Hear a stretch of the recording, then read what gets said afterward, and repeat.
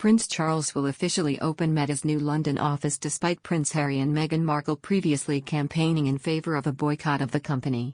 The Prince of Wales and Camilla, Duchess of Cornwall, will learn about what the tech giant, formerly known as Facebook, is doing to help in Ukraine and about its new cutting-edge technology. The royals will learn about the 2 Africa project, which will see a cable connect Europe, the Middle East and Asia, bringing high-speed internet to 3 billion people. A Clarence House press release said, "Their Royal Highnesses will also hear from the Meta team about the work being done to support the people of Ukraine. This will include the community help feature that's live in Ukraine and neighboring countries and the information service launched on WhatsApp by Ukraine's state emergency services." The Duchess will also meet Facebook group admins who use the platform to support parents and families in their communities. Their Royal Highnesses will then jointly visit Meta's London Social Good Fair, which will highlight local community projects and initiatives being supported by Meta and its UK employees. They will meet some of the young people from a diverse range of backgrounds who have benefited from mentoring and training initiatives in partnership with charities including the Prince's Trust. Ukrainian President Volodymyr Zelensky has himself thanked Meta for its support, while Reuters reported the company's platforms, including Facebook and Instagram, have been banned by the Russian courts.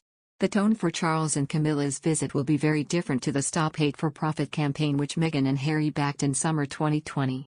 Hundreds of companies boycotted advertising with Facebook that July, in the wake of George Floyd's murder by a white police officer in May. Harry and Meghan not only supported the campaign but spoke to business leaders to encourage them to take part in the early days of their Archewell Foundation.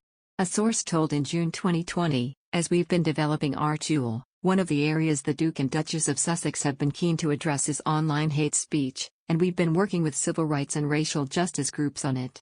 Over the past few weeks, in particular, this issue has become even more vital, and they have been working to encourage global CEOs to stand in solidarity with a coalition of civil and racial justice groups like the NAACP, Color of Change and the Anti-Defamation League, which are calling for structural changes to our online world."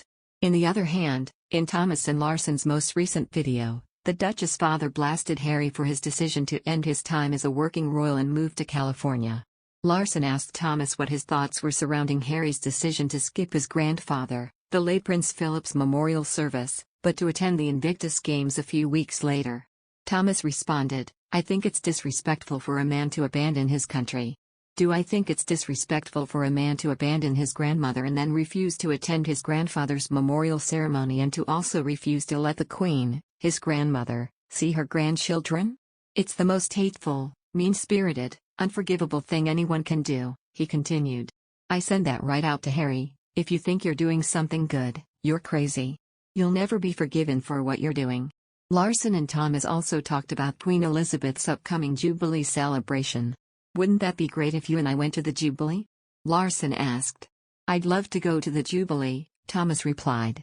"But I'm too worried about the security. Maybe Harry can come and defend me." The two then talked about Harry's recent appearance at a Texas rodeo, where there were thousands of guns, Thomas pointed out, referring to Harry's ongoing security concerns.